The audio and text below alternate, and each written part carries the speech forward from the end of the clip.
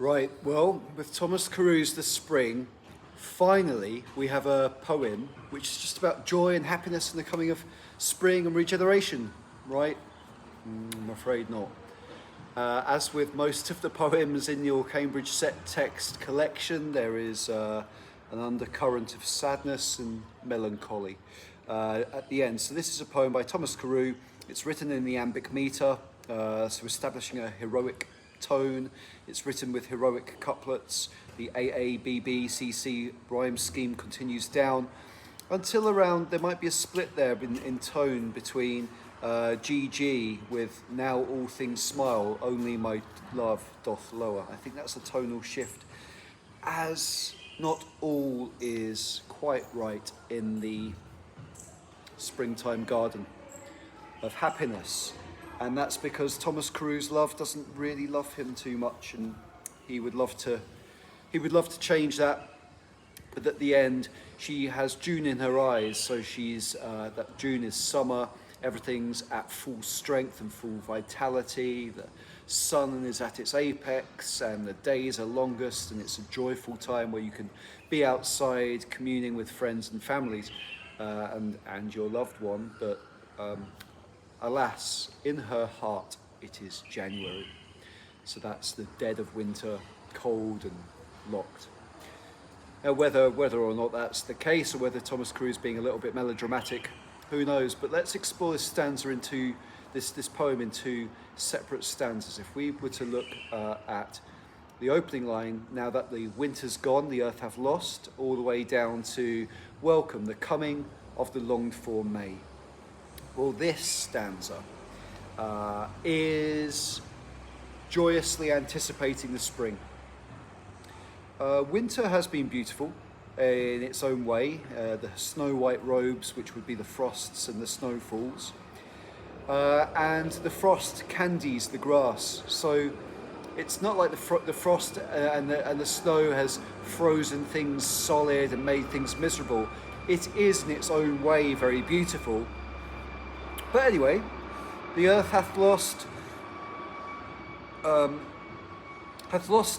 winter and winter snow white robes, but it gains now the warm sun.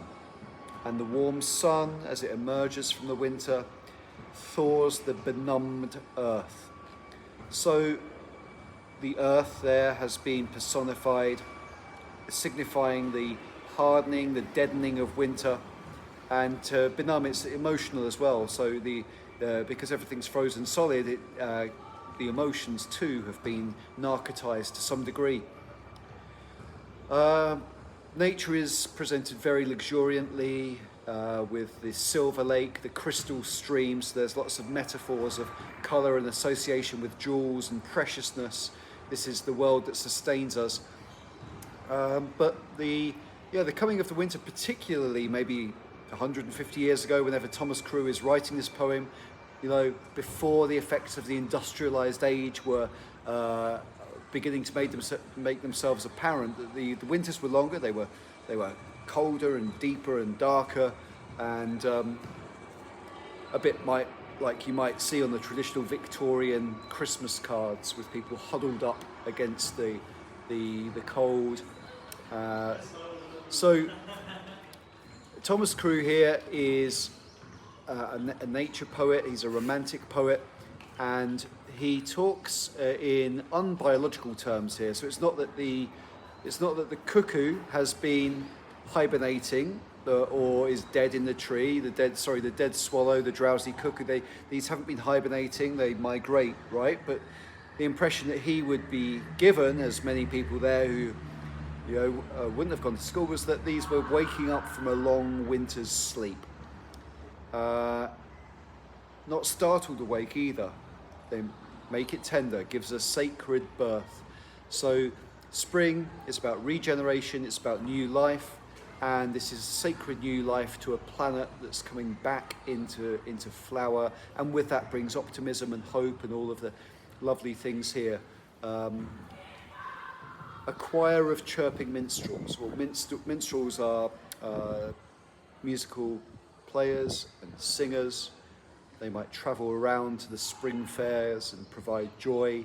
And this would be the birds and the insects and anything that makes a beautiful noise as it stirs into life and mating season begins.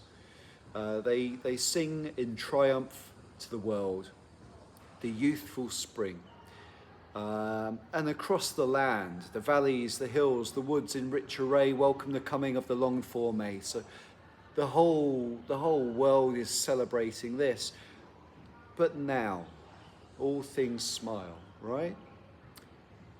Colon, caesura, a pause in the line. A signal of rhyme scheme also is a clue as to the signal of the themes, the ideas, the progression.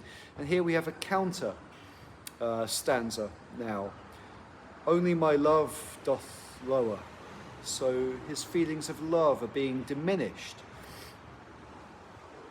Nor hath the scalding noonday sun the power to melt that marble ice. Ah, right, so he's talking about the scalding sun. I suppose in March, April, it would not yet be a scalding sun, but he's maybe being melodramatic, remember.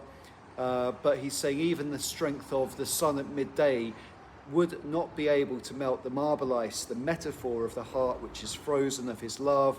He describes her heart as congealed, like the blood it pumps has become thick and cold and has actually stopped flowing. It's congealed. It makes her pity cold. So here he's feeling a bit sorry for himself, I'm afraid. He is... he's not getting any reciprocal feelings of love, and he's feeling very sad and sorry because her pity is cold. She doesn't care that she's hurting his feelings. And so he looks out at other signs and symbols of what he might read about the world around him and how to act. The ox, which doesn't hibernate, but it gets the cattle and the grazing animals against predators, but also to protect the earth against their the trampling of their footfall in the mud, which would ruin the fields. They're brought into the safety and the warmth of the barns for winter. So the ox, which lately did for shelter fly into the stall, doth now securely lie in open fields. Okay, so the ox is now luxuriating in the warm sunshine of springtime. Love no more is made by the fireside, but in the cooler shade. Okay, but so it's not scalding noonday sun, is it? Under the shade, it's soothing and beautiful, like the trees behind me, the springtime trees. It'd be lovely and cool in their shade. And then he allows himself a leap to mythology here with Amyntas and Chloris. So he refers to Greek myth, I think, saying that there's like this idea of heroic love, all of the kind of maybe the cliched or stereotypical things that you might think about the spring. He associates, he remembers those, that they are now under a sycamore, not by the fireside indoors. Everyone is out. Everyone's enjoying the springtime. All things keep time with the season. Well, it's natural. It's the natural rhythm of the world. Why doesn't she love me? This is the time for getting together and being together. And so at the end, he, with some bit of a melodramatic flair, bemoans the fact that she doth carry June in her eyes. So she looks beautiful. She maybe even looks at him like she might love him. And her eyes are full of warmth and vitality and all of the good things that June, the height of summer, when all your exams are finished and the summer will extend forever, you'll all be feeling feelings of joy and celebration. Comma, caesura, contrast. And in the end, that sad, poignant twist in her heart, January, cold and frozen over.